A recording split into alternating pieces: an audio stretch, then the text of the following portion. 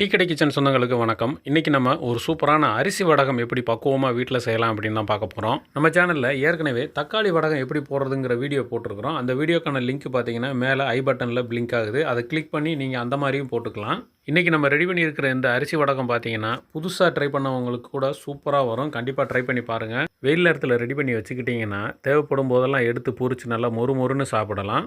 வணக்கம். நீங்க நம்ம டீ கடை கிச்சன்ல பாத்தீங்கன்னா பச்சரிசி வடகம் தான் பண்ண போறோம். அதாவது அரிசி வடகம் வந்து சூப்பரா பண்ண போறோம். இப்போ வெயில் சீசன் பார்த்துக்கோங்க. இந்த மாதிரி வெயில் சீசன்ல நம்ம வடகங்கள்லாம் பண்ணக்கூடிய நேரம். அதனால இந்த மாதிரி ஒரு மெத்தட்ல நீங்க ஒரு வடகத்தை செய்து வச்சுக்கிட்டீங்கன்னா ஸ்டாக் வச்சுக்கிட்டீங்கன்னா அப்பப்போ சூப்பரா பொரிச்சு சாப்பிடலாம். அதுக்கு நம்ம இங்க எடுத்துக்கக்கூடிய அரிசி வந்து பச்சரிசி தான் எடுத்திருக்கோம். ஒரு 250 கிராம், அதாவது மெஷர்மெண்ட்ல 1 கப் எடுத்திருக்கோம். பச்சரிசி நீங்க எது வேணா எடுத்துக்கங்க. பச்சரிசி எடுத்துட்டு நல்லா கழுவிடுங்க. 2-3 தடவை கழுவிட்டு ஒரு 3 மணி நேரம் குறையாம ஊற வச்சிருங்க. இப்போ பார்த்தீங்கன்னா நல்லா ஊறிடுச்சு. நல்லா ஊறி வந்த அந்த பச்சரிசி அப்படியே எடுத்து ஒரு பெரிய மிக்சி ஜார்ல நம்ம சேர்த்துக்குவோம்.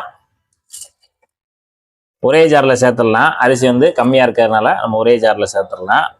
ஒருவேளை நீங்க அளவு எடுத்தா 2-3 தடவை அரைச்சிக்கோங்க. கூடுதலா எடுத்தா. பச்சரிசியை எல்லாத்தையுமே இதுல சேர்த்துட்டோம். அடுத்து பார்த்தீங்கன்னா ஒரு 50 கிராம் கார்ன்ஃபிளவர் மாவு எடுத்து வச்சிருக்கோம். அதையும் நம்ம உள்ள சேர்த்துடலாம். இதுக்கு தேவையான உப்பு ஒரு 1/2 டீஸ்பூன் தூள் உப்பு இதுலயே சேர்த்துடலாம். தண்ணி ஒரு 100 ml சேர்த்துக்குவோம். சேர்த்துட்டு நல்லா நைஸான ஒரு மாவு பதத்துக்கு நம்ம அரைச்சி எடுத்துருவோம். இப்போ மிக்சி ஜார்ல போட்டு நல்லா அரைச்சாச்சு. பார்த்தீங்கன்னா இந்த மாதிரி நல்லா ஃப்ளோவா வர்ற மாதிரி இருக்கணும். இப்போ நம்ம கரண்டில ஸ்பூன்ல எடுக்கும்போது இந்த அளவுக்கு நல்லா ஃப்ளோவா வர்ற மாதிரி இருக்கணும். மாவு ரொம்ப கெட்டியா இருக்கக்கூடாது, பிசு பிசுன்னு இருக்கக்கூடாது. இந்த அளவுக்கு கொஞ்சம் நல்லா தண்ணியா இருக்கிற மாதிரி இருக்கணும். இப்ப நல்லா ஒரு நெருக்கமான ஜல்லடை எடுத்துட்டு வடிகட்டிக்கலாம் மாவை.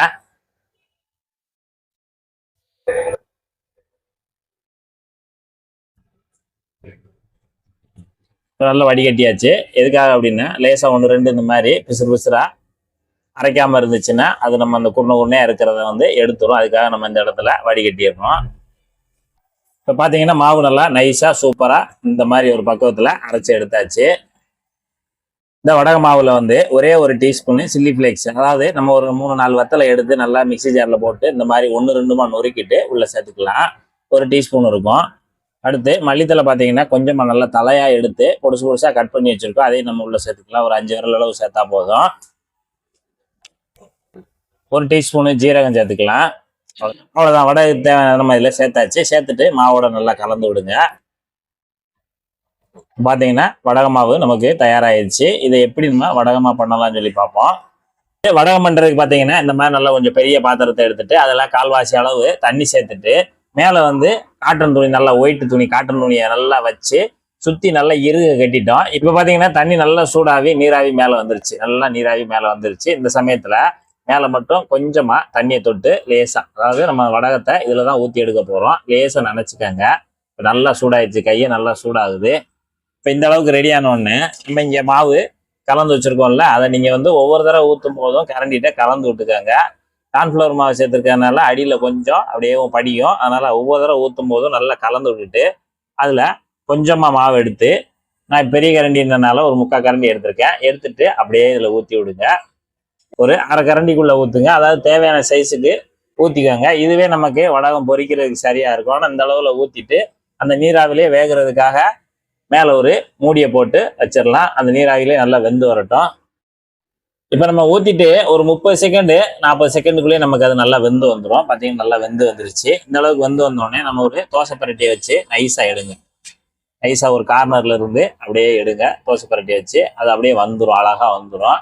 அவ்வளவுதான். இந்த மாதிரி எடுத்துருங்க. எடுத்துட்டு இப்ப எடுத்து நம்ம தனியா வச்சிடலாம். அவ்வளவுதான். நல்லா சூப்பரா ரெடி ஆயிடுச்சு. அதை அப்படியே எடுத்து தனியா வச்சிருங்க. இப்போ இந்த மாதிரி வண்டு கட்டி வச்சிருக்கக்கூடிய துணியில நம்ம பெருசா ஊற்றணும்னா ஒண்ணா தான் ஊற்ற முடியும். நம்ம சின்ன சின்ன வடகமா போட்டோம்னா 4ஆவது போட்டுக்கலாம்.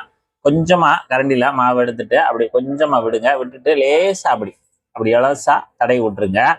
அவ்வளவுதான். இந்த அளவுக்கு மாவு விட்டா போதும். அதாவது 1 டேபிள் ஸ்பூனுக்கு விட்டு இருந்தா போதும். அந்த அளவுக்கு நைஸா தேய்ச்சிட்டுலாம். அடுப்பு வந்து நீங்க ஹை ஃப்ளேம்லயே வச்சுக்கலாம். அவ்வளவுதான். கொஞ்சமா விட்டு இலசா தேய்ச்சி விட்டுருங்க. இந்த மாதிரி ஒரு 4 நாளா நம்ம சீக்கிரமா போட்டு எடுத்துடலாம். சீக்கிரம் நமக்கு ரெடி ஆயிரும். ஒரு மூடியை போட்டோம்னா ஒரு 30 செகண்டே நமக்கு அது டக்கு டக்குன்னு ரெடி ஆயிரும். ரொம்ப நேரம் ஆகல நம்ம எதிர்பார்க்க வேண்டாம். அவ்வளவுதான். பாத்தீங்கன்னா 30 செகண்ட்ல சூப்பரா நமக்கு வெந்து வந்துருச்சு. நல்லா இந்த மாதிரி வெந்து வந்தோடனே அதுவாகும் அப்படியே எலும்பி வந்துடும். இப்போ இந்த மாதிரி தோசை கரண்டி வச்சுட்டு அப்படியே தட்டில் எடுத்து வச்சுட்டு சூப்பராக ரெடியாகி வந்துருச்சு. நல்லா இலசா ஊற்றுங்க. ஊற்றும் போது இலசா ஊற்றினா தான் நமக்கு எண்ணெயில் போட்டு பொரிக்கும் போது நல்லா நைஸாக வரும்.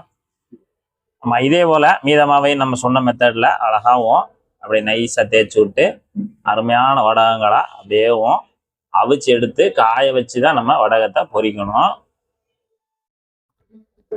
இப்போ நம்ம ரெடி பண்ண வடகத்தை இந்த மாதிரி பெரிய காட்டன் துணியில விரிச்சிட்டு ஒவ்வொரு வடகத்தையும் நம்ம தனித்தனியாக வச்சுட்டு காய வச்சு எடுத்துக்கலாம். இப்போ இதை வந்து நல்லா வெயில் அடிக்கிற நேரத்தில் வெயிலில் வைக்கணும்லாம் அவசியம் கிடையாது. சாதாரணமாக நம்ம ஃபேன் காற்று இல்லைன்னா சாதாரணமாக ரூம் டெம்பரேச்சரில் வச்சாலே போதும். நல்லா காஞ்சி வந்துடும். நல்லா காஞ்சி வரட்டும். இதே போல் மீது இருக்கிறதையும் சூப்பராக வடகமாக செய்து இந்த மாதிரி காட்டன் துணியில் எல்லாத்தையும் காய வச்சுருங்க. அரிசி வடகம் செஞ்சு நிழலில் காய வச்சிருந்தோம். நல்லா ஒரு 2 நாளில் காஞ்சிருச்சு. அப்புறம் 3ஆவது நாள் நல்லா வெயிலில் வச்சு சூப்பராக நல்லா காய வச்சுருங்க. காய வச்சுட்டா தான் நமக்கு ஸ்டோர் பண்ணுறதுக்கு சரியாக இருக்கும். நல்லா அருமையாக காஞ்சி வந்துருச்சு. இதிலிருந்து நம்ம வடகம் எப்படி பொரிக்கலாம்னு சொல்லி பார்ப்போம்.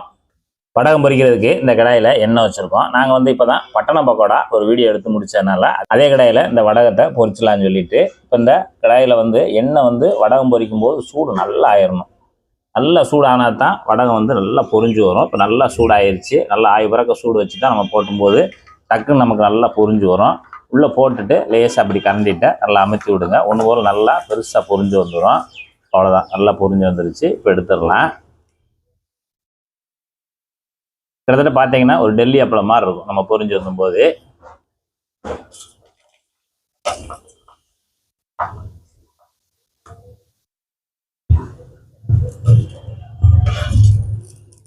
அவ்வளோதான். நம்ம தேவையானப்ப எடுத்து இந்த மாதிரி நல்லா சூப்பராக எண்ணெயை நல்லா சூடுபடுத்திட்டு அப்புறம் வடகத்தை பொரிச்சு எடுத்துடலாம். சூப்பராக ஒரு வடகம் நல்ல ஒரு ஸ்நாக்ஸ் மாதிரியே சாப்பிடலாம். அப்படியே சூடான சோறு இந்த மாதிரி ரசம் சாதம் சும்மா அருமையாக இருக்கும்.